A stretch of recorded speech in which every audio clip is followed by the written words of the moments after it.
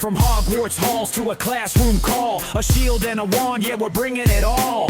One's got the stars, one's got the spells, teaching with passion, you know it so well. Magic and might, brains and brawn, dropping that knowledge, come learn along with Brian and Chandler. The lesson is strong, education's our mission, so let's move on.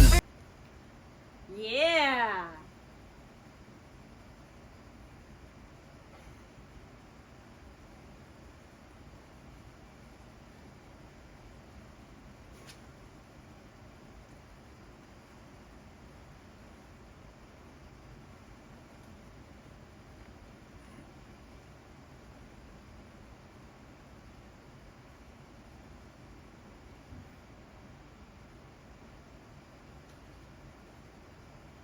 All right, I'm Chandler, I'm Brian. and we are Nerducators. Yeah, we Yes. This is our very first episode, and we are going to start with a check-in. What's going on with you in your, real world? First of all, it's a little bit weird that we said Brian because no one I calls me know. Brian. I'm Russell. I'm not going to call him Brian at all. Yeah, that's So you weird. know. Okay. My wife and I are potentially trying to buy a house. Like, we're just in the very early stages. It turns out everything is expensive. Yeah, but Everything we're is excited. expensive. Like, it is very exciting to think about finally getting to really put our own touches on things. And if you want to change something out, like if you want to change the color of the walls, you don't have to have permission. You just have to do it. I can't wait. So, can I come over and, paint your walls plaid? I can't wait. Yeah, Yeah. absolutely. Okay, that's Yeah, awesome. Yeah, Any, specific colors you want? I'm pretty open. Okay, cool. Yeah. I'm seeing rainbow plaid. I don't know exactly what that looks like, but yeah, it'll be cool. Melissa will like it. Melissa will love Yeah. it. Yeah, So in my world, I finished my master's. that's huge. Oh, 90 pages. 90. I wrote 90 pages. I also of feel like information. you've been working on that for about 6 years. Yeah, I kind of, I would write a little, and then I took a month off, and my master's program took longer because I was taking time off because the classes weren't quite lining up Yeah. with the projects I needed to do. So I would say, I'm not going to do that because I can't do that well. I like Yeah, to do things. Yeah. Weren't you getting your admin credential too? Are you done with that? Yeah. So I could. Holy smokes. I know. I could be in right now. I could be an admin if I wanted to. Okay, you're an admin. Never say never or always so. So maybe. Yeah. But I'm glad I did it. It was really good. I learned a lot. I've been surprised by how much I've heard different people that have gone through admin programs are like their experience in education has changed. Even if they just stay in the classroom, their understanding of budgets and the expectations and a discipline matrix and all those different things kind of changes some of the pressure that we as teachers often put on admin, understanding their job a little bit better. Yeah. Yeah, I definitely do have a better understanding of what they do, especially though in the budget stuff. The things it's such a huge responsibility. Yeah. Huge. I'm a numbers guy and I don't really want to get into a budget Yeah. for a school. That's crazy. I can only imagine for a district, multiply it by, I don't know, a lot. From Yeah, what it there's is a lot inside. of zeros in the things that they're figuring out how to spend and where to spend and why Yeah. to spend. Yeah. So Yeah. we could talk about that one day. And how much I don't know about. Well, and even budget codes. I even nerded out on understanding that. Budget codes drive me crazy because I 100% understand the logic behind them and the reasoning, and you want to make sure that everything is whatever. But once it's set there, it's set in cement. Like, you can't get halfway through the year and go, oh, we over budgeted this and under budgeted this, let's move the money. It's stuck there no matter what. Which, I get it, but I also don't love it. Well, and that's a whole nother conversation. I just feel like sometimes the buckets of money should look a little differently. Agreed. Yeah. All right. So what is cool in school? What is cool in school? Let me tell you. Oh, I wonder if I could do a sound effect for that. Please wait. Please wait. Oh, it's Chandler's a lot. Oh, I am a lot. Oh, bunny. Oh, wait. No, I press it here.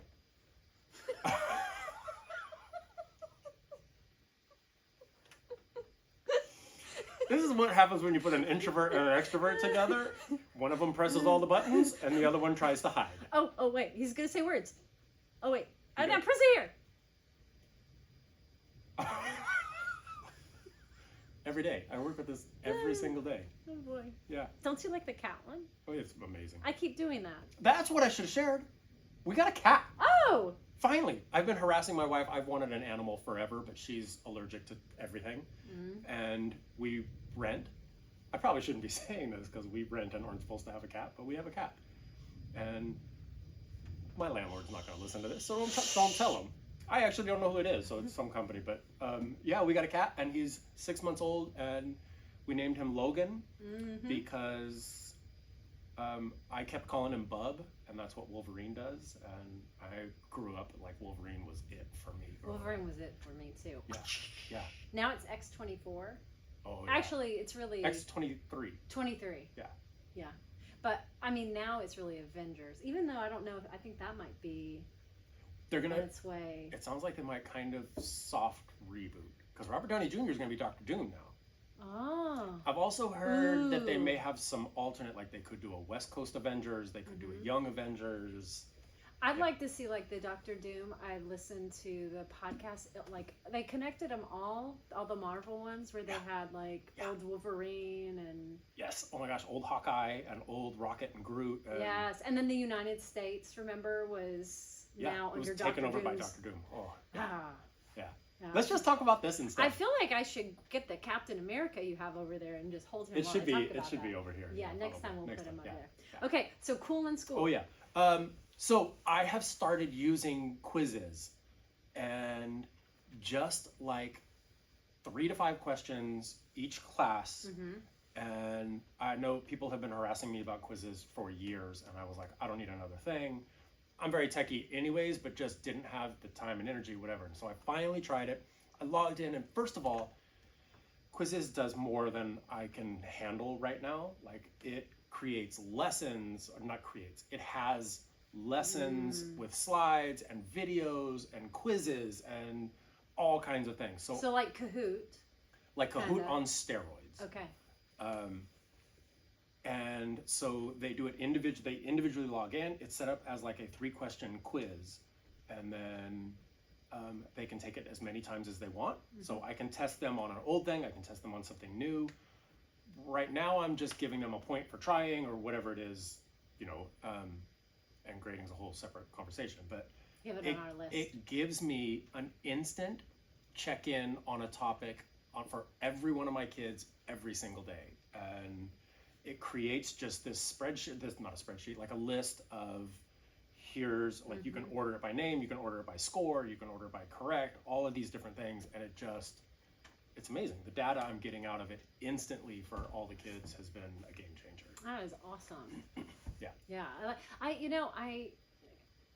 It's been a few years. I've gone back to like the Kahoot train, choo choo. But this is what I love about having these conversations, because now I'm going to go and log into quizzes and see what's going on there. It's so good.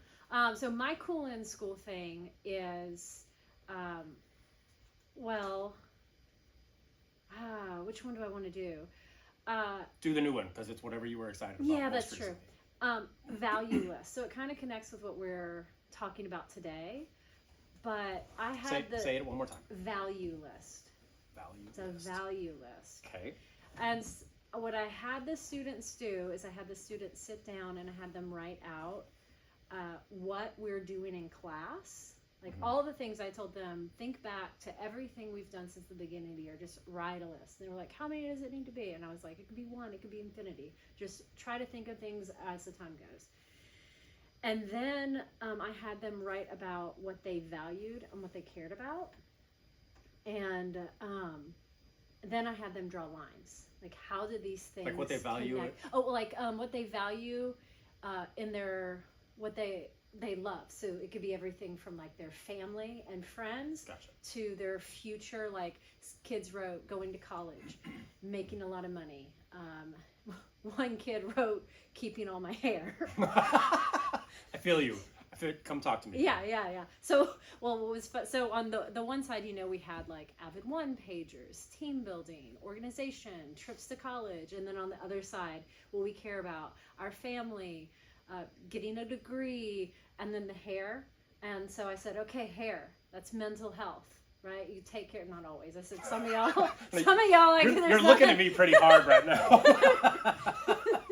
There's some under there. There's a little bit left.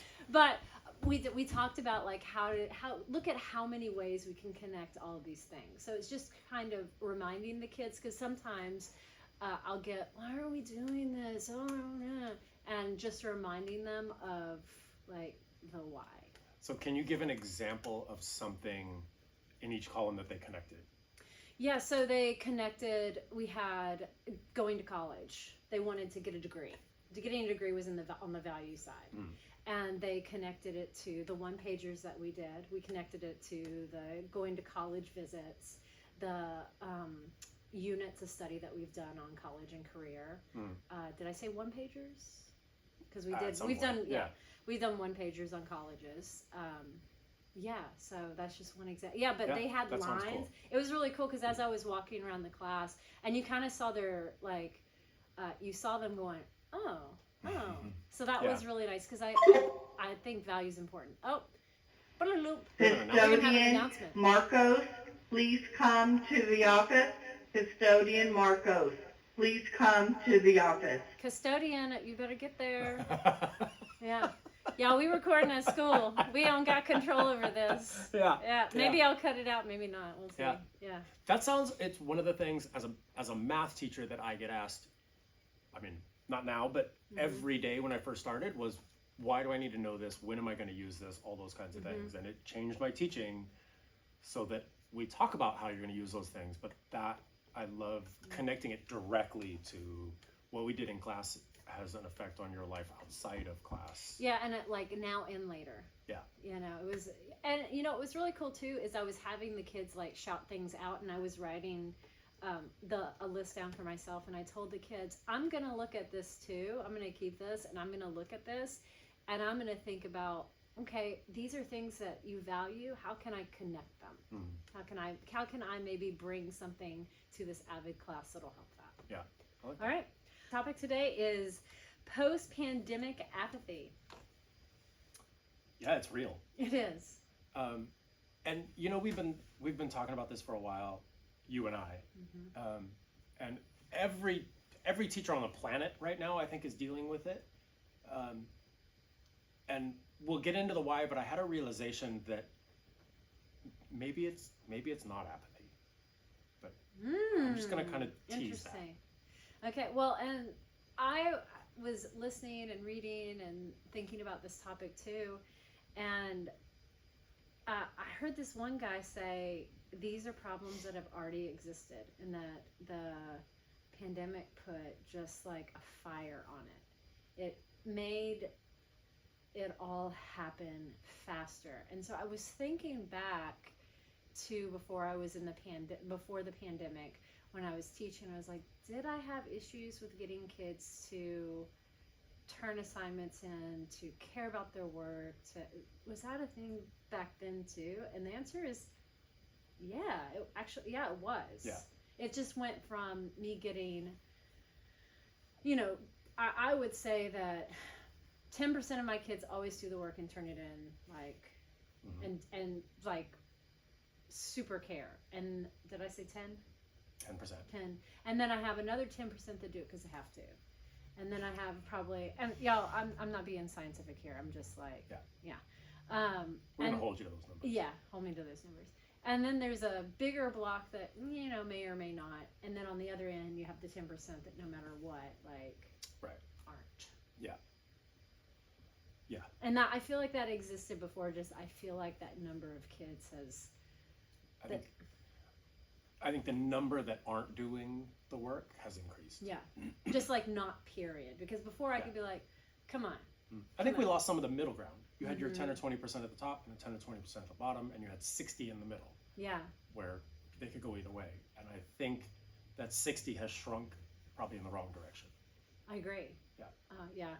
Yeah. Let's see. So let's get into the why. Why? Yeah. So 2020 happens Hmm. and the world shuts down.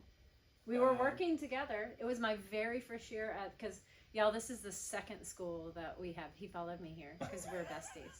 Yeah, I want to be more like Chandler when I grow up. But we were at the other school together, and I remember the day that everything shut down. We thought it was just Yeah. going to be a weekend. Yeah. We thought we were getting along. We were excited. We're I like, thought I was getting spring break early. you Yeah. mean we get to leave like now? Yeah. Yeah. Well, and the whole time the whole time leading up to it, we were like, they're talking about shutting down. They're not really going to shut down schools. Schools are the last thing to get shut down. Mhm. And then they did. Yeah. And then for the better part of at least a year and a half, school didn't matter. I mean, we pretended it mattered, but it didn't matter. Mhm. Like, their grades didn't matter. Everybody, I mean, that's a separate conversation. I don't know if grades matter now, but grades didn't matter at the time. Attendance didn't matter. You didn't have to turn your camera on, so you could just show up to class and turn your camera off and go right back to bed. And we basically lost 2 years of education and then came back and said, okay, do your grade level standards, ready, set, go. Mm-hmm. Well, and I remember having a conversation with you coming back about we could blow up the whole system Yeah. and really change it. And I felt excited by that. And then I feel like we came back and absolutely nothing. There was no change. Well, the change was we were asked to do more. Suddenly SEL was a thing. Yeah. And should be, don't get me wrong. Mm-hmm. The rollout, though, has not been It was this kind of great. blob thing that Mhm. like we didn't know what SEL was. It just was the buzzword, and there was learning loss that we had to make up for. And no one could explain really what either of those things were, except for mental health is super important, and it is. I am not trained on the mental health of 12-year-olds, and yet that became part of my job description when we came back. Yeah, I personally wish that we would have come back and looked at money, going back to that thing about the budget, looking where in the budget we could fit in more social workers, more school psychologists, more, I mean, and there's ways around that. Like, if you don't have the money to have a full-time person, then you pull from colleges. You Interns. you get interns. You get creative. I feel like this was like, we said kids are not going to be okay, and I don't think they still are okay. One of the things I did in my master's program was look at I don't remember what the project was, but 90 pages on something. well, no, that was my thesis. It was a project okay. that I did. It was about student check-ins. It was about the check-in, check-out program. Gotcha. But I looked at data at mental health numbers, and they have like depression and anxiety in kids, according to the blah, blah, blah, have just like exploded. I don't have the numbers right here in front of me. Maybe I'll flash them up there. But they're crazy.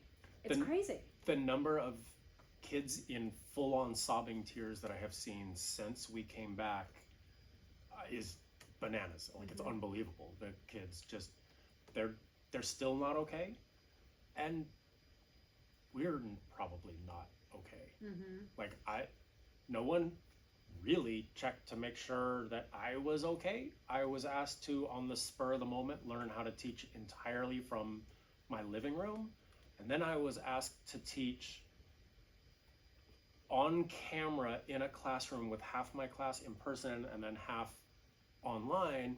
And then I was asked to teach kids with dividers around every single desk so that they couldn't interact and couldn't breathe on each other.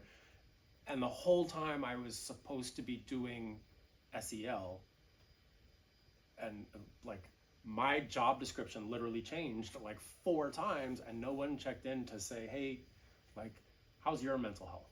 And I would bet that the number of teachers who are now in therapy or should be in therapy has skyrocketed. Mm-hmm. because we just never dealt with it. It was like business as usual. Yeah, the teachers aren't okay. The kids aren't okay. And for years, we were, and I think about the kids really just like trapped with their phones, right? Like their phones, that was their connection to the world. So they come back, and slowly those things, like slowly the people that were online transition back into the classroom. Slowly we take down the dividers. Slowly we try to make things look normal again, but it's not normal. So Right. so my why, part of what I think is going on is I think that there is that like, one, there is that like my phone is like my safe space. Yeah, my safe space. And two, I think it's that, like you're talking about, that amorphous blob of SEL. SEL was not SELing, you know? A little. Yeah. Yeah. Also, amorphous was the word I was looking for when I went, is sort of blob. That was the word I was Yeah, looking it for. probably like Yeah. in my brain. I sent a Jedi mind trick over there Yeah. to There put the it word is. in your brain. So yeah, what do you think is the why?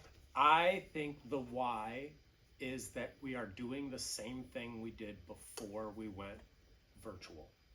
We just said the kids are not okay, the teachers are not okay.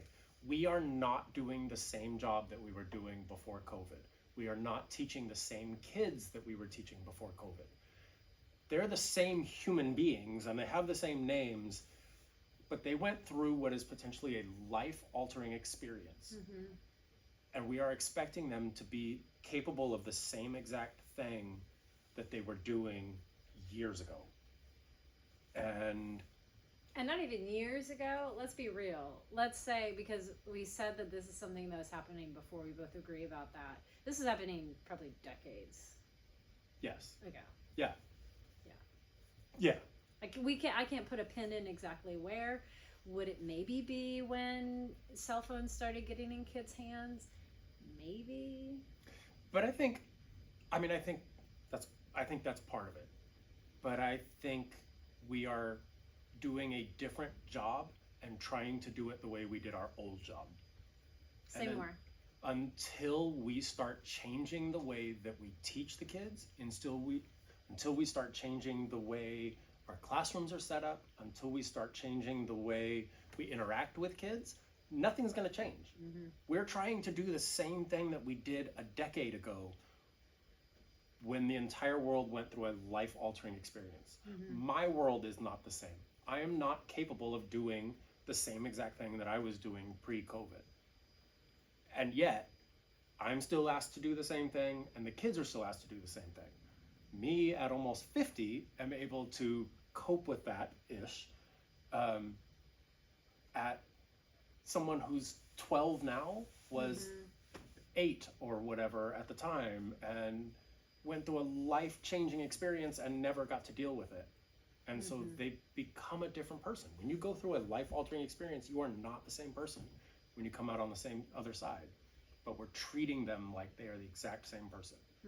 Some of us are still teaching the way we were teaching 20 years ago, before computers, before Google, before all, like, it's bananas to me. And until we start changing the conversation, it's going to sound bad, but until we stop blaming kids for being apathetic and start accepting that some of that is our fault, nothing's going to change. I agree, because and I have that written down too. Traditional teaching is failing. I have this same thing written down. Yeah. We often talk about how he and I have the same brain.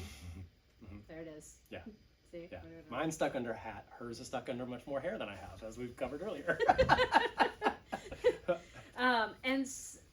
Let's get into the solution. So what do you think we can do? Because remember, we talked about we wish we could have blown up the system. We had that chance. Do you want to talk about blowing up the system, or do you want to talk about what I think we should start doing? That's like a feasible... No, you're right. Because I would like to blow up the entire United States education system. Yes. Yeah, which might happen anyway, since we might be losing the Department of Education. I really hope not. Yeah. We might have to cut that anyways, because that kind of dates when this is happening, but I don't know. Does that matter? I don't know. Will you still give us money if you know that this was recorded in 2025? please? We'll put a picture of you up here. Yeah, you look really good. You look really good. Yeah. Okay. Well, I think maybe blowing up the system would be an entire podcast on its own. 100%. Yeah. Let's zoom in on, because I mean, and really, y'all out there, I mean, I think everybody's looking for what's something I could do. Yeah. I think utilizing tech, but not relying on it. So I'm a middle school teacher, so it's a little bit easier for me to speak to what happens in a middle school, like a 60-minute period or whatever it is. Putting kids on a Chromebook from the moment they walk in to the moment they walk out, I think is failing the kids. Because they need social interaction. Yeah. Also, we can't say that staring at a screen was the part of the problem and then say, come here and stare at a screen. What? And this is coming from somebody, I've been on every district tech team. I won a tech teacher of the year. Would you like my resume? I have an award I can show you. You know what? Next time, the first 5 minutes, you can just hold your award. I'll do that. And then I'll dance around. I'll figure out. I'll do some kind of dance. Yeah. We'll work on it. Yeah. Yeah. Okay. And I think because of, I don't know that it's related to COVID, but because of who the kids are now, and some of us, the attention span is shorter. So you can't do a 45-minute lesson anymore. You can do 5 minutes on this, 15 minutes on this, 15 minutes on this, 10 minutes on this, and it varies based on age levels. 8th grade will stick with me a little bit longer than 6th grade will stick with me. I'm sure kinder probably doesn't stick in one area quite as long and that kind of thing. You know, you remind me of, I don't know if it was in my credentialing program that I learned this, but it was try to keep what you're doing the age ±2. So when I taught kindergarten, I taught kindergarten too. I teach middle school. Terrifying. I love both. They're the same. People always say, "Oh, kindergartners are terrifying." They are the same as middle schoolers. Sometimes more mature. You know that's true. It's not a skibbity toilet. Skibbity, Yeah. Sigma Ohio Riz. My Ohio Riz. Yeah. But Slay, girl. yeah, I would try to make sure that if I did have a longer lesson, I was still breaking into that lesson every 7 minutes with something. Yeah. I think it has to be the structure of it though, because I also was reading something that said if kids are working, when we pull them or when we stop and say, hey, I need everybody's attention, even just to give them directions, you're disrupting their brains and now they have to reset and get back to what was I doing? And so you're actually stopping their learning. It's a dance. I'd love to have a source for you on this, but it was some person somewhere in a book probably. But it's also, we just know that also from experience. I know there's just it's the dance of teaching where you know when you should break in and when you should break out. Yeah. But I think having structured short periods of time where the kids are working just helps them stay focused. Like if I've only got to do this for 10 or 15 minutes, and a timer, a countdown timer. There's an instructional coach in this district that turned me on to a countdown timer where it doesn't have to be physical. Mine's up on a TV on the wall, but it counts down what we're doing and it'll be a 15-minute timer or whatever. And the fact that they can see not just that the timer is ticking down, but how much time is left in a bar or whatever it is, has been a super game changer. And also softening that, because I always put a timer up too, and then making sure that kids know, if you don't finish this in that amount of time, it's okay. You can come back to it. Yeah. So just for those of you that might be what about anxiety? No, and let me tell you, I was that person. For the first 7 or 8 years that I taught, I was like, you don't put timers on things. That's not how we learn. And it's not. But it's not about cutting off the learning. It's about trying to transition and things like that, and trying to keep focused for that period of time on this thing. Yeah. And if you don't finish, you don't finish. And honestly, I don't need you to finish the 10th problem because you got it on the 4th one.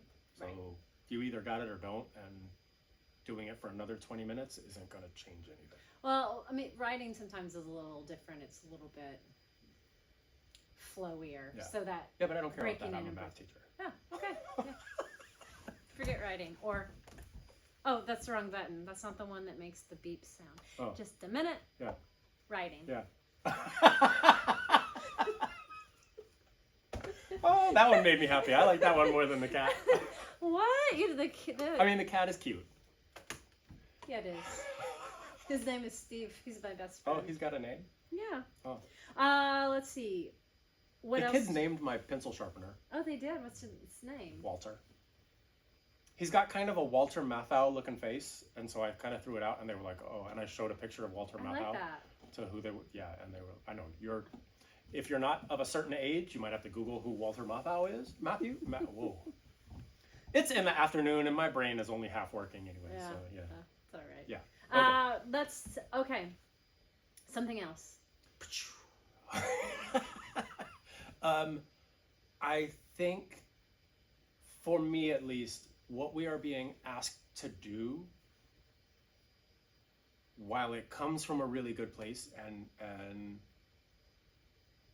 I think it's a good thing, I think somehow has made this job harder. What do you mean what we're asked to do? So there has been a big push for data-driven everything. Data-driven instruction, data-driven assessments, all of those. And I think that's an important piece. I think sometimes it gets made into more than just a piece. I'm going to say, I don't think it's like it's not the most important piece. I don't think it's the most important piece either. Sorry if you disagree. I think it's the most important piece to some people. I think to the average classroom teacher, it is not the most important piece. There's people in education who do different jobs than we do, who need that data for lots of different reasons that I don't know because I don't have that job. Yeah. Well, and I do like data. Like at my phonics, I enjoy.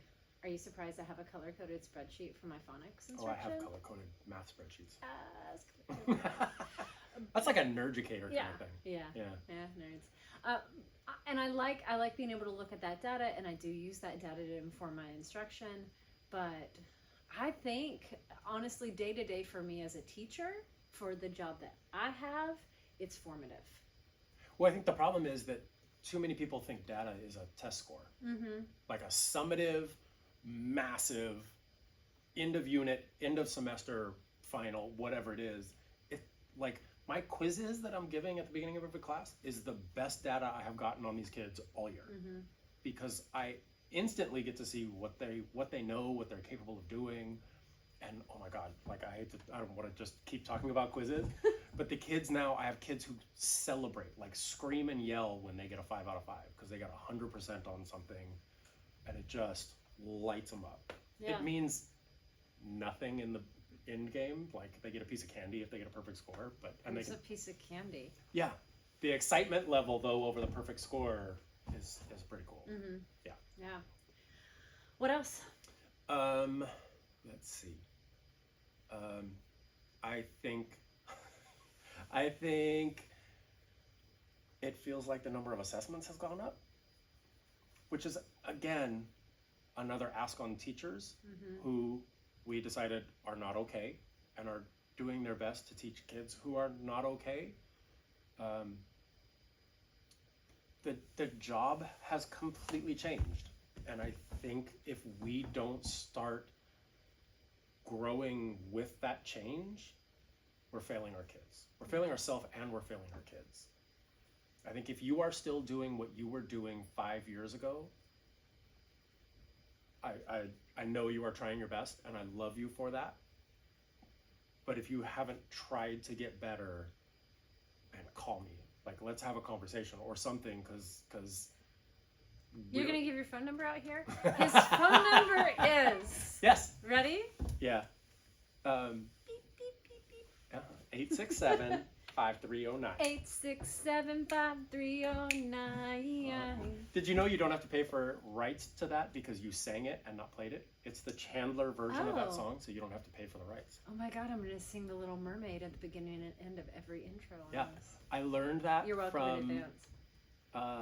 the West Wing Weekly which was an incredible show, and then a podcast done by one of the actors and another guy. But they were talking about in one of the scenes, one of the characters sings a song, and they didn't pay royalties because it was like covering the song or whatever. So it was his own. Huh. version. All right. I don't know if that's 100% That's cool. true, but that's what If they said. you said it, so Yeah, so it's fact. Fact. Yeah, that's Well, how the world works now. Yeah, you I'll said put it on so. the internet, so it has Yeah. to be true. It is. Awesome. I was gonna say something about what you just said about. I just agree with you. I think there are too many tests. I think like going in your list too. We're doing all this testing, and school should also be fun. And if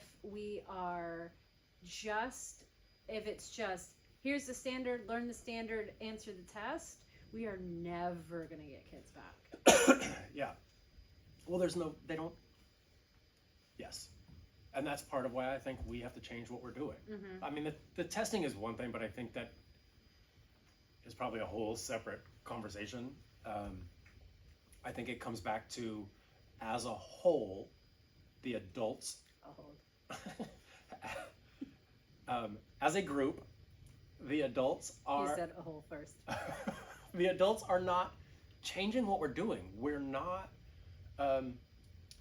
what's the word when you go from reptile to the next, like, we're not going from dinosaurs to birds? I forgot the word because I was still laughing in my head Yeah. at my joke. About a hole? Yeah. I need a science teacher. Yeah. We're Science not, teacher. Whatever. Are you shouting it yet? Are you shouting it at a science teacher? Yeah. We're not changing. I get it, yeah. We're not changing and growing with what's evolving. happening. There you go. Oh, look at us. Go. Ah, Yeah. We got it.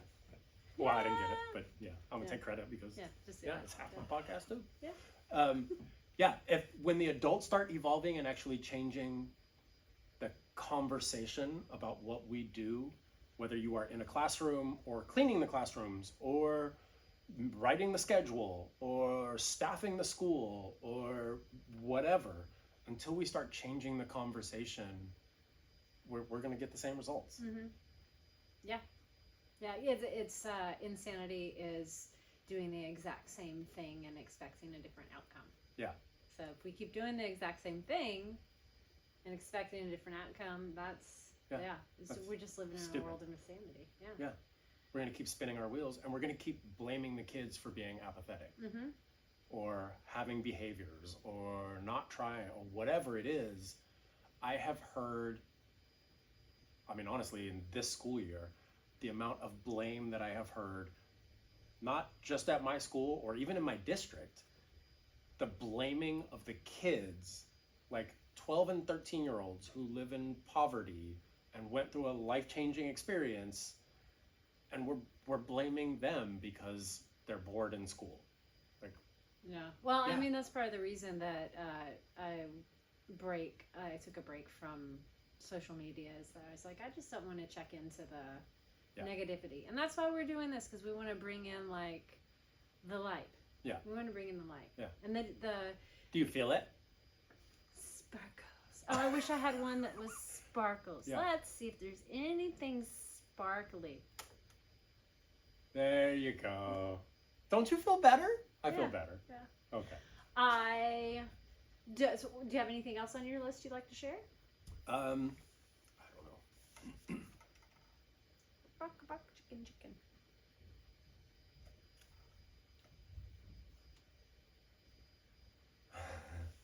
Yeah, I think, I don't know. Yeah, that's it. We're doing the same thing and somehow expecting different results. Mm-hmm. I don't know that I have the power to change it, but I'm going to keep fighting for it. Well, I'm thinking about solutions that we have in our room, right? What can we do? Because we don't have a magic button to presto change the system. Yeah. I found this. You don't have that on your fancy little keyboard over there? I'll have to program it in for next time. Okay. I found this guy. His name is Dave Stewart Jr. He's an education dude. That's his official title, education dude. Was his dad a pitcher by any chance? I actually don't know. Oh, Dave Stewart was a Oh, pitcher yeah, for that's the right. A's Yeah. back in the day. That's right. Yeah, it was Well, amazing. More research on him. I'm doing it right now. Clickety, But clackety, clickety. clickety clackety clack clack clack. Yeah. I'm going to read these 5 things Okay. that he said that we can do in our classroom, and it kind of connects with my cool thing Okay. that I shared in the beginning. Mm-hmm. It says, ask yourself these questions. Do students think we are good teachers? Does the work matter to students? Is it interesting? Do students think they fit into the classroom? Do students think the work is going to benefit them, make them better humans? And do they think they can do it? So I'll go through, just bear with me one more time. Are the teachers credible? 1. 2, value. 3, belonging and community. 4, growth mindset. And 5, efficacy belief. I like those. Yeah. So these are the things I feel like, and that's why I did that activity about what I'm doing in the classroom, like what we're doing, and then what do you value? Because that kicks into this right here. Does the work matter? Is it interesting? Do I need it? What's its value? Yeah. And there's a lot of different ways you can go on that. That's not the only way that you make the learning valuable. That's just one way you can do it. Well, and I think the way my credential program talked about it a million years ago was you put student names into word problems. Oh yeah. And then they feel seen, and like then they're engaging. And a real world problem means talking about how many watermelons you bought at the store. Mm-hmm. Like that's not what we're talking about. We're talking about how do I get the culture of my students into the work we're doing? How do I make them really feel seen? And what kind of, like, the good teacher thing that you led with is important, but I think a lot of it comes before I can show them whether I'm a good teacher or not. I need to get them to buy into me as a person. Which also, though, but that goes into it, makes you credible. Right. That's It still doesn't that necessarily thing. make me a good teacher, though. Getting right. them to You buy don't- into yeah. me, and Yeah. like if you ask a kid, do you think this is a good teacher? What they may take it as is I either like or don't like this teacher. Mm-hmm. I think very rarely would they say no and actually mean this teacher is not a good teacher. They will say, I don't think it's a good teacher because I don't like them, or they give me too much work, or whatever. Because we're in middle school and it's not. Mm-hmm. Well, now that you're speaking, I'm trying to decide if what you're talking about is number 1 or if it's number 3 about building community. So you're saying that you got to do number 3 first. The guy that, this guy, Dave Stewart, he was talking about, you have to have 1 and 2. You have to have them. He goes, 3, 4, and 5 are important, and you will get 3, 4, and 5 once you have 1 and 2. So you're saying flip the community up at the top, which, I mean, I'm trying to wrap my brain around what my opinion on that is. So let me tell you my experience. Okay. Is I spent 10 years at a school that I absolutely loved. I was a huge part of the community. I get invited to quinceañeras. Like, I was a legend on that campus. Like, You were. Russell is a name there. In fact, I was there today for something else, and I ducked into a classroom of my best friend works over there. And I ducked into the classroom, and the kids just lost their minds. And he turned and he goes, "Well, we were having a good conversation in here, but then Russell had to come in and blow it all up." I think I don't even remember why I told that story, but so because I was at that school for the last 10 years. There's my ADHD teacher brain. I was at that school for 10 years, and so I transferred to a new school, and it's a tough school that's had a lot of issues, and the grade level that I teach is one of those, we've all had that as an educator where they talk about like these kids since second grade. Again, we're blaming the kids. These are tough kids or bad kids or whatever. Well, that's the group I got. Whatever you want to call them, whatever you want to say, it's the group that everybody had talked about. That's the group that I led with. And everything I heard, I mean, I heard a lot of scary stories and a lot of things that I knew had happened because this school is still local to where I was at. I knew that I had to get these kids in my pocket before we could touch a grade level standard. And so we did some mathy kinds of things, but in the first couple of weeks, I mean, longer than that probably, the first month and a half at least, my focus was not to teach them math. My focus was to find out what every kid was into. My focus was how many different ways can I engage with the kids outside of the classroom where I'm not trying to make them do work. How much of me can I possibly share, safely obviously, but I need them to know that I'm a person. Russell's phone number is? Yes. But I think that's big, is that they got to hear stories about me, and I grew up in a relatively tough neighborhood and went to a school where there was some violence and stuff like that, and them knowing that while I may not look like them, I may not sound like them, whatever, that I had some similar experiences, and I was very upfront about, I know that I have privilege as a straight white man who's a little bit older than, I have privilege that you will never have. Like things that I can do that you just will never have. And so I'm gonna spend my energy fighting so that you don't have to worry about it, or that I can get you every advantage you can. And now the kids know that even when I'm tough on them or when I'm upset, it all comes from a place of love, because they know that I am going to support them at school. I'm gonna show up at their basketball practice. I'm going to cheer for them for the league they play in on the weekend and things like that. And the buy-in that has gotten me from the kids, I now get a similar reaction when I walk into a room. Like, I can get kids to do things that they may not have done in a classroom at the beginning of the year because they're bought into Russell. And so for me, that was more important, because now I've got a group that everybody said was on fire and was this impossibly tough group. And don't get me wrong, they're probably the toughest group that I've taught in my career.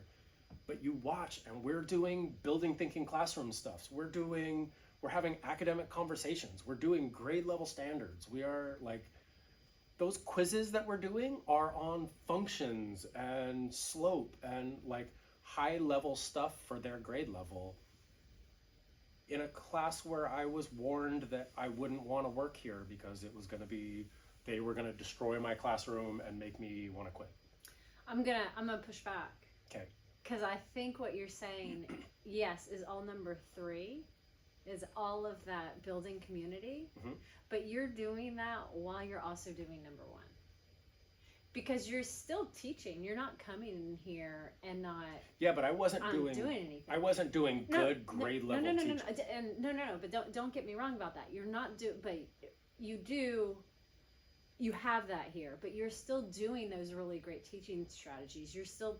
I bet you still have like quiz trade up on the walls. I bet you're still doing those really great activities with the kids. So you're doing 1 and 3 at the same time. Yeah, but I couldn't do 1. That. I couldn't do 1 until I had 3. You couldn't do 1, but you were still doing that while you were doing 3. You weren't coming in here saying, like laying on the floor and doing absolutely nothing. No, but I'm not proud of it. But there were some days where I was like, all right, there's a lesson on the computer, but I can't fight this fight anymore. I'll be at my desk if you need help. Yeah, but you weren't doing that every day. No. Yeah. You're still a credible teacher. Yeah. I just wanted to push back. But it's not about whether I'm doing the things. It's about whether students think that I am a good teacher. And they didn't think that at the beginning of the year, because I was another. Well, they also didn't know you. Right. I was a stranger. I was another old white guy that they put in, and they didn't have the greatest experiences with with some of their previous teachers, and so they didn't trust me. They didn't know that I cared. They didn't know I was nothing to them. And so until I could show them at least some community and some 3, I couldn't be a good teacher for them. They would not have said I was a good teacher until they knew that everything I was doing with love in my heart. Yeah, I think though you're doing it with love in your heart, and you're still like, I think that you can do both at the same time. I think you can. I don't think I did. Yeah. Do you like how humble I'm being? Like, I'm not a great teacher. No, keep paying me compliments, Chandler. Keep telling me how amazing I am. You're welcome. You're welcome. So, let's see. Anything else on that? That was it. I think the students think it's going to benefit them, make them better humans. I think we've kind of covered everything kind of here. Anything else you want to talk about from this list? Well, how do you do those things? Because you also get a lot of... Oh, yeah. You also get a lot of, here's your curriculum, and we need you to stick to that curriculum.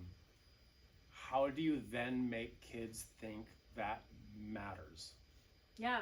Well, and I mean, I know that for me being a credible teacher,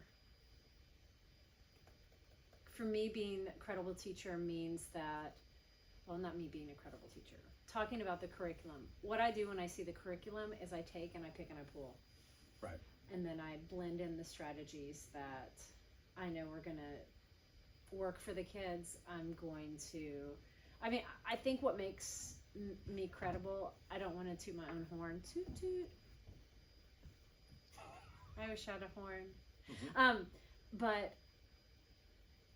I think it's also about taking the time. Kids know if I just walk in, they would know if I were just walking in every day and just printing whatever page out of the curriculum and handing it to them. Yeah. They wouldn't know that. I don't do that.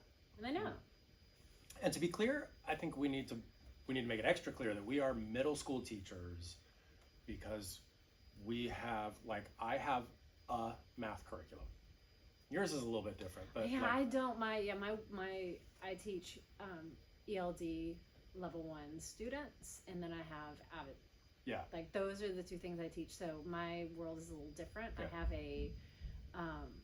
I have the kids are with me for 4 periods out of the 6 periods in a day. Yeah. So, But I'm thinking for like the second grade teacher, you've got 5 different curriculums. You're whatever. I mean, you've got English and math and history. That's kind and of what all I'm this. doing. Right. That's So actually what I'm doing. Yeah. So how do you have the time to pick and pull from 5 different curriculums every single day? I mean, maybe this is a separate conversation. Like, Yeah. it blows what K-5 teachers, what you do is like magic. I don't understand it. I couldn't do it. I subbed in a 3rd grade classroom once. Before I was a teacher, I subbed in a 3rd grade classroom. By the end of the day, we had the principal, the vice principal, like a secretary and 2 other teachers in there, and I was asked not to Wow. come back again the second day, Wow. because I was like, Nice. they're tiny and there's so many of them and they don't ever go away. And so I found some construction paper. Again, this was before I was a teacher and knew how expensive everything was, and some of the kids sat and we read a book, and we we had our little carpet squares, and I sat on the ground and we all read, and some of the kids made construction paper outfits. And then, Oh my God. and this is why I teach middle school and not elementary school. So I would have come back to that classroom and seen. I have my schedule written out on the board, and I have one substitute who came and erased the schedule off the board. I'm like, oh, I gotta write it all back up there. I feel bad. I should probably go back to that school and just bring some construction paper and say, like, Is such and such teacher yeah, here? 15 years ago I Yeah. subbed in a classroom. Yeah, Here's the just- construction paper that we use. Yeah. Mhm. Oh my They God, made that's pretty hilarious. good. Like, they made armor for, like, yeah, they were ready to go to battle. Oh my God. I have 2nd graders charged, right? That's good. Yeah. That's good. Yeah. So I think though, for credibility, one of the things is taking the time. Yeah. It's just. Yeah. Yeah. This is not an 8 to 2:30 job. Mhm. And I think some people treat it that way, and it is evident. Well, you can learn. I think though, like we were talking before about another podcast talking about efficiency. Mhm. And so there are ways that you can be efficient, because teaching is a lot. There's the curriculum, there's your adjunct duty, there's I've got to grade these papers, I've got to look at the CAFS test before I get it, I've got to figure out how to use this new piece of software that the district has asked me to use. So it's like there's so how do you prioritize? I think again time experience. Yeah. And I think it's really hard your first few years, and I think some people just like I don't want to say fall apart, but just go, I'm going to get here at 8, I'm going to leave here at 2:30. Like that's the best that I can do. Yeah. And I'm not blaming, yeah. like if that's the best you can do you. I don't think that is the best way to be an educator. I think to be an educator and to check those 5 boxes takes more than 6.5 hours a day. It does. Yeah, it does. Well, yeah, most jobs are 8 hours a day. I mean, we've talked about too, I mean, it would be great if, because teaching is also a different, time. Like, I come home sometimes and I'm like, Yeah.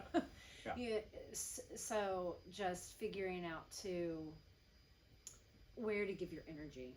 Yeah. Yeah, and how yeah, it's just a lot. I think that's another podcast. Yeah, for sure. And 3, 2, 1. Let's wrap up our conversation for today. Is there anything else that you'd like to say about our topic on the post-pandemic apathy?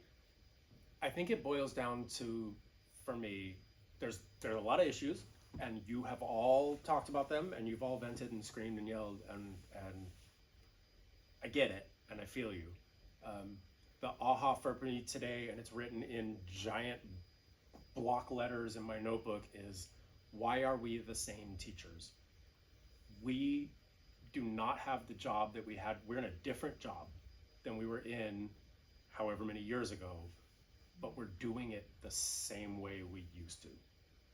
We, like the collective we, as a group of educators in the classroom and out, are trying to run schools and our classrooms the way they were run pre-COVID, and that's not the world we live in anymore. Mm-hmm. We got to start changing the conversation. Agreed. And I'm just, I would say, just if you're feeling down, if you're feeling about leaving teaching, but you love the students, I've been there. We've had conversations like,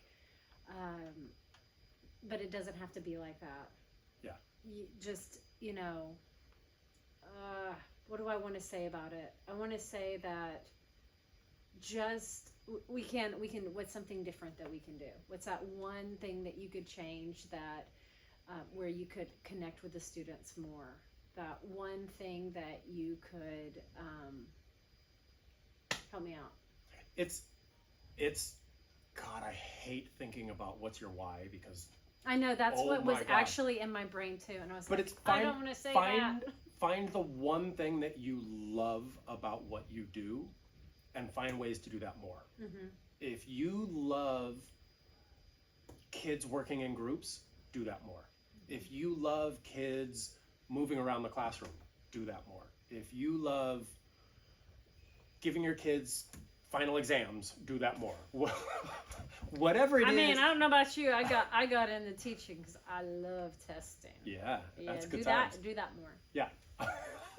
Yeah, but find one thing that you enjoy doing or that you think is fun or whatever, and do it more. Yeah, bringing yourself, I think that would be it. Bringing yourself into the classroom, and in a different way. So if you're bringing yourself, keep bringing yourself. But yeah, find that a new way to bring yourself even more into the classroom, because kids see that. And get out of the classroom. Mm-hmm. Oh yeah. So I have now set. It's not a hard limit, but like at about 6 o'clock, and we're going to talk about how old I am right now. At about 6 o'clock, I start shutting it down. Now, I don't have kids, so it's a little bit different for me, but at 6 o'clock, I go lay down in bed, and I'm not going to sleep just yet, but I turn the lights down. Oh, God, I wish. It takes me a long time to fall asleep. So I go lay down at about 6. I turn the lights down because I have fancy, you can tell Alexa to turn them down for you, and it's super cool. Yeah. I put on like some Mississippi blues and as a playlist, and then I read Star Wars books. And for that couple of hours at night, school doesn't exist. That kid that screamed in my classroom doesn't exist. I'm living in a galaxy far, far away, and none of the problems of the world matter. And then I'm able to kind of decompress and have some quiet time. And for me, that or going outside and working in the yard and getting some sun helps me too. Yeah. What does mine look like? Yeah, mine depends on the day. Like some days I'm bendy. Some days I will shut it down at 3 o'clock because I know I have A, B, C, D, and E to do in the evening. I've got my wife and 2 girls. They're in their 20s, like living with us, and so I need to be there for them. Not maybe. So a lot of days I need to be there for them. And then some days are different because they are older. They both have jobs. So sometimes it's that 6 o'clock limit, but I make sure that I also make that time for myself. Yeah. So bring yourself into the classroom and also find those boundaries that work for you and set them and keep them. Take care of yourself. Yeah. Like that's the SEL for you. And when you do that, when you come into the classroom and you've done those things and you've taken care of yourself, then you are able to be more present and you're able to Well, and the other thing shine that bright we've like a diamond. that we've That both one's not kinda done- copyrighted either. Yeah, look at that. I like her song from the Black Panther 2. Oh, I know. It's amazing. I cried in the movie. I sobbed. I Like went and like saw a it by baby. myself. Oh, It was like summertime, and I was like, "Oh, treat yourself." I went with my wife and then her sister and his husband and then their 2 kids. You know what's funny about that? You're the extrovert, and you went with all these people. Yeah, but they're No, safe you're the people. introvert. Sorry, I'm the you're the introvert. introvert, and then I'm omnivert. But yeah, I'm definitely more extroverted, and I went by myself. Yeah, but I wouldn't go by myself. Oh, I would just stay home. okay. There's people outside. Oh, I'm not going out by That myself. makes sense. That's stupid. Okay, yeah. Yeah. I'm like, oh, it's a stranger. Hi. Yeah. Hi, stranger. So what I was going to say was the other thing that both of us have done is we did not delete our social media accounts necessarily, but we took Yeah. the apps off our phone. Mm-hmm. And that way, if I want to look at Facebook, I have to actively like go to my Chrome browser, and Chrome, if you want to sponsor us, I have to actually go to a web browser, type in Facebook, log in, all of those kinds of things. And it has just changed. It's changed my mental health. It's changed the amount of time I'm spending staring at a screen. Mm-hmm. Oh my God, TikTok is the most addicting thing, even for 40 whatever year olds. Not having the ability to get to it easily has been so good for my mental health. Like I checked Facebook online the other day for something, because don't get me wrong, there are some amazing things. I am in some teacher groups and some tech groups that I use on Facebook. And so I would log in. I was logging on looking for a pixel art, which I could talk about later. But and then I accidentally started scrolling, and it was doom and gloom, and the world is ending, and I could feel it like a black cloud starting to come in. And I was like, nope, I'm gonna close that tab and go outside for a little bit and just be in the air, because I can't control that, and I need to be able to control my mental health. Well, as and much as possible. I think with that, because mine looked a little different, I deleted the apps completely from my phone, and I went on like TikTok, Facebook, Instagram detox, and then I added them back one at a time. But I also have it where the notifications don't come up on my phone in any way. Like I don't get a notification that I got an Instagram message. I don't get the little red circle. I took that off, so I don't know that there are pending messages, because I know we share that, like, oh my God. If there's a notification, I have to check it. Yeah, you people that have like 12,000 messages. My wife and my sister. My wife too. Oh. Wow. Like How? 700 unread emails. How? I'm Like not it putting makes her on I'm blast. like I love melting. you. Yeah, my wife too. I love her. No, but my wife would be like, yeah, so. Yeah. Yeah. Yeah. So. Mhm. So yeah, but anyway, it was just, and now that they're back on my phone, I didn't get back into like the like doom scrolling. I don't even like really watch the TikToks anymore. I'll just go on. Maybe Say I'll go you're on not a minutes. kid without saying you're not a kid. Yeah, I'm Sigma. I watched the I'm TikToks. Sigma. Slay all day. See, listen to that. Listen to that. Yeah. That sounds like a 20-year-old. Yeah. But yeah, it's been really good for my mental health too, and I'm glad that I've taken the time to step away from it because you don't even realize how toxic it is until you don't do it and you feel better. Yeah. Like, and it's not saying like don't have a Facebook. I'm not saying that. I'm just saying like I still have all my accounts. I still have a TikTok account. I still have a Facebook account. I have all of them. I don't check them very often. The other thing, I was talking to my therapist. These are suggestions. Yeah. I was talking to my therapist about the remaining social media I have on my phone. And it's mostly used for school stuff and things like that. But the idea of taking it off my phone and putting it on my iPad, which stays at home. And then if I want to doom scroll to escape the world for whatever, and I want to just watch stupid TikToks, I could at home, in my room, whatever. So for me, it was about limiting access, and it's been a big thing. So it doesn't have to be a complete shutdown of social media, but limiting your access. And I started with just like in my social media little group on my iPhone, whatever, there was like 12 things in there because there's all the social media. And I started by I moved Facebook to like the third. You have to open up the box and then scroll a couple times to get to it, and that was where I started. That's where I have my social media, like you have to go and then I moved to hiding it, so you had to go to that last page and search for it, and then I just took it off my phone. So I baby stepped there. Yeah. Baby steps. So yeah, just whatever works for you. Yeah. All right, now it's time for our last.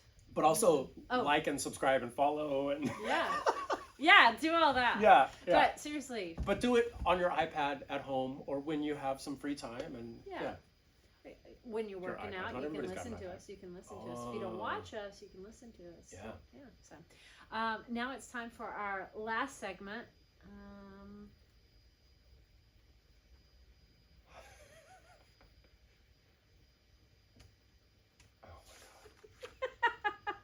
How do I get control of the soundboard? He does. There'd be a lot more like This is rule Marvel number 1. and Star Wars. I can do on that too. side. I'll get some Marvel and Star Wars on it. Yeah, totally. Just saying. Duh. You got 2 different cat sounds. Well, you gotta have a cat sound. School. Yeah. School. Yeah. That's where we're at. That's where we're at. Something awesome. I don't know what to call the segment yet. We'll figure that out. Something awesome. Something awesome. Something awesome related to school. I just think I want to take a minute and celebrate the kids. Like, again, and I am kind of hammering the subject, but this is the toughest group I have ever taught. And right now, they're working their butts off. Like, it's wild to see the level of engagement in what we're doing, and even just not everybody's getting through the assignments, not everybody, like, we're not on the same page, and that's fine. There are kids who now will raise their hand and ask a question, and that's a massive win for me. Like, it's not always going to be every kid getting to grade level standards and doing that. Sometimes it's, I got this kid and it took me 9 months to do it. I got this kid to ask a question. And now when they go off to the next grade level, they're gonna find more success because they can ask a question. So just those little things, like the kids actually engaging in the work right now. And like, we just spent however long talking about apathy and how hard it is to get kids to do things. So I'm gonna take a minute and celebrate that my kids right now they're on fire. I love it. Yeah. Fire. I wish I had a button that was said fire. Yeah. But I said it. It's a Beavis and Butthead. Fire. My cool thing. Which also, and I'm sorry to interrupt, but I was talking to for my wife about how she has a different style in her classroom, and she was frustrated with some boy being a knucklehead and just saying, like, repeating things they had heard on TikTok without knowing what they meant. And I was like, I was Beavis and Butthead for 3 years through middle school. That was me. And I didn't know half of what it meant.